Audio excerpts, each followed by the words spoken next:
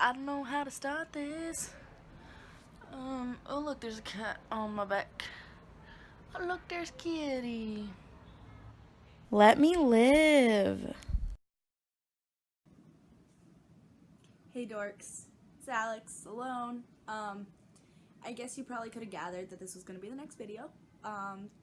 Just an alone Alex, doing her coming out story. Cass is at work.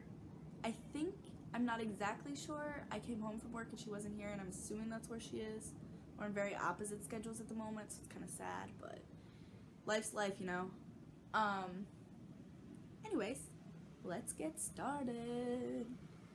To begin with, I just need to state that I have a very lucky and fortunate life, and like a very easy flowing coming out. I wish that this could be more helpful. Like, I don't wish that my life was harder. Like, nobody wishes that, but I do wish that maybe I could have given you some more insight on like dealing with people that aren't super supportive. Unfortunately, that's not the case for you guys. Fortunately for me, I was and am just so lucky. My whole life, my mom has only ever asked, like, do you like anyone? Do you have a crush on anyone? Like, is there anyone cute in your class or whatever? It was never a gendered question. It was always like obviously it's like anyone. It was never gendered. So like, in my mind, I grew up kind of in a world where it was like, it wasn't heteronormative. Obviously I did grow up in that world, but like, since I was coming home to a household that wasn't like that, it wasn't really put in my mind that I could only like boys. Whereas I think that society does that to you. I do have a theory. I think it's a true theory. I would like to call it a true statement, but I haven't proven it, so I guess I can't call it the truth. My theory is that everyone is born liking anyone. I think a lot of people have that theory, and it's just society that makes you believe that you have to look at boys if you're a girl and girls if you're a boy, and that's who goes together. That's not the case. They're not just two genders. That's very false. So I think that just in this heteronormative society, that's why everybody believes that, and that's why we're coming out, because that's how it all started and that's what we're doing. But luckily in my case, I didn't even have to consider that. It was like always a thing. But the first time I ever like super was thinking about it, because it was never like something I was thinking about, it was just kind of like an open-minded space. My cousin, who is queer, told me that she first figured it out when she was looking at this girl, and she was like, do I want to be that girl? Like, do I want to look like her, or do I want to be with that girl? Then she was like, I want to be with that girl.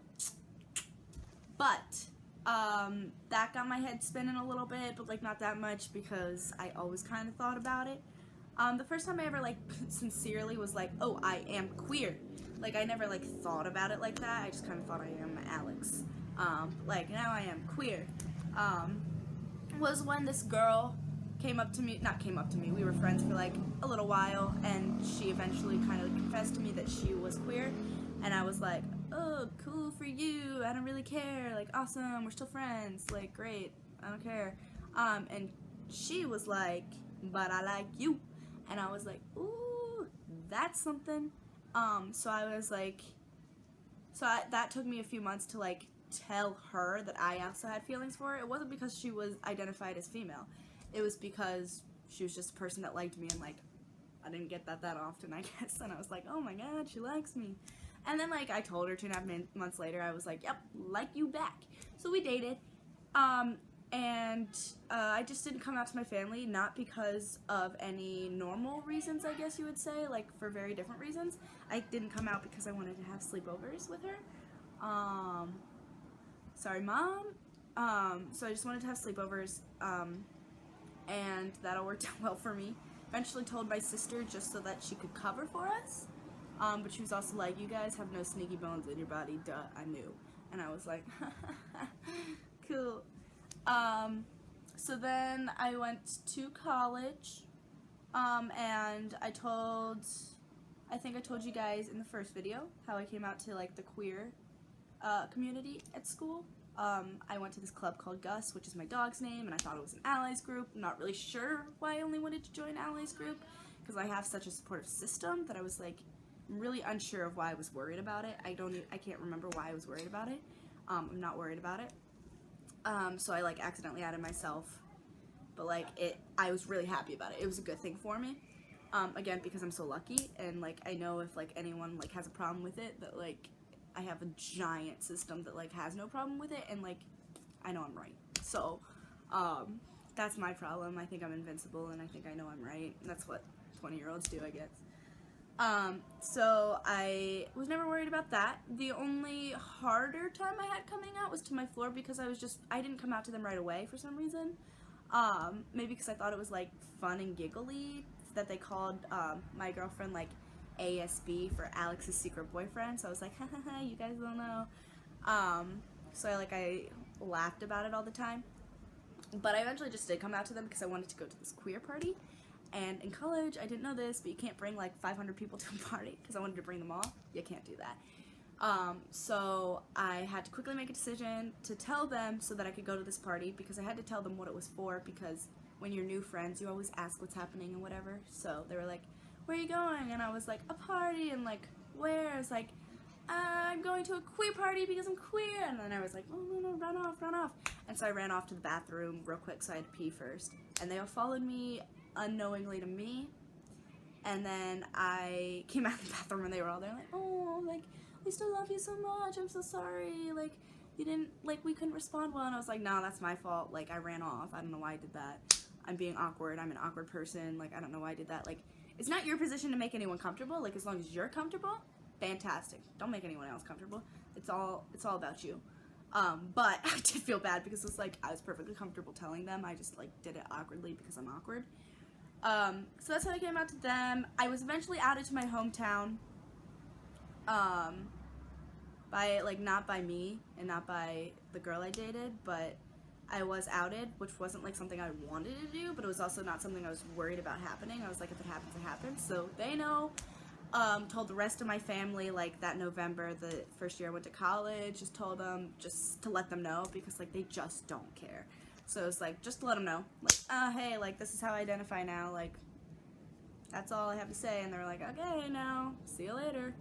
And so, I told them all, everybody knows, and at this point, I don't make a point to come out, because, like, I'm so lucky, and, like, I do have a queer appearance, I guess you would say. Like, it's not great to make assumptions, but sometimes stereotypes are stereotypes for a reason. But assuming does make an ass out of you and me. But beforehand, I did have, like, I guess a more straight passing look, so it was something that I guess I had to say more if I felt like I wanted to tell them. But, like, in this point in my life, it's like, if I want someone to know, I'll definitely let them know, and if I don't, or, like, if I just don't care if they know or not, it's not something I'm gonna go tell them. Because, like, essentially you're telling people who you're having sex with, and, like, who wants to say that? That's just weird. It's an awkward thing to say, no matter what, even if it's, like, no one cares. Even, like in my position where I'm so lucky, like, no one cares. It's still just a weird thing to come out of your mouth hole.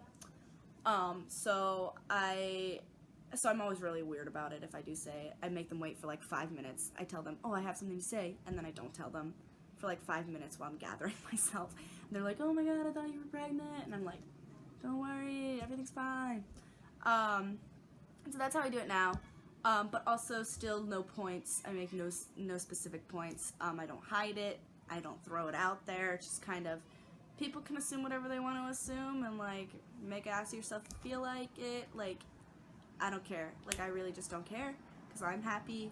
My family loves me. My support system loves me. My friends, everyone loves me that I care about, and that's all that matters to me.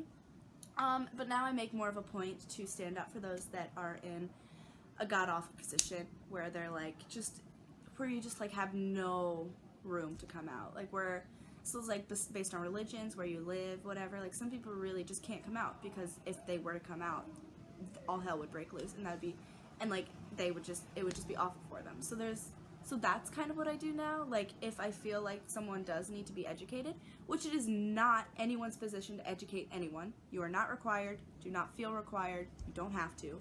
But if you feel like you should and can, go for it. Because there are people out there that really, like, they can't come out. They cannot, and it is heartbreaking and it is sad. So that's what I make my points to do now. Is like, hey, like, I guess when I had longer hair, like, now I guess they might think that I am queer. But, like, beforehand, it's like they had no idea that I was queer. And it's like, they were talking to me like a normal person, and then as soon as I tell them, like, oh, like, I'm queer, they're like, oh my god, something's so wrong with you. And I'm like, nah, you had no idea I was queer before, and you didn't think anything was wrong with me, so, like, clearly there's nothing wrong with me. So that's, like, kind of just, like, making people, like, letting people know, like, there are other people out there, like, it's not a weird thing, it's a very natural, normal thing, and just, like, I just really feel like that's my point right now, is to just stand up for those people that can't come out, because they're in an awful position, and I can't think of a better position. I think I'm in the best position that there could be for coming out. So that's what I do nowadays. Also, I don't usually have my nails painted, but I went to a wedding this weekend and I had them painting, and I just feel weird about it. Anyways, that's that. I think that's pretty much all I have to say to you. I'm sorry. I really wish that I could have, like, maybe helped with harder experiences. And I do feel a little guilty that I am so lucky, but I use that guilt to help other people, hopefully. And hopefully I'm making a difference somewhere, I don't know. But as long as you can work towards being a better person and helping this world, then I think that's really all that matters. Anyways, that's my coming out story. I really hope that you enjoyed it, even if it wasn't, like, something that's, like, quote-unquote helpful. But we hope that you stay tuned for our next video, and that you like, comment, subscribe. Anyways, we love you lots. Bye, babes.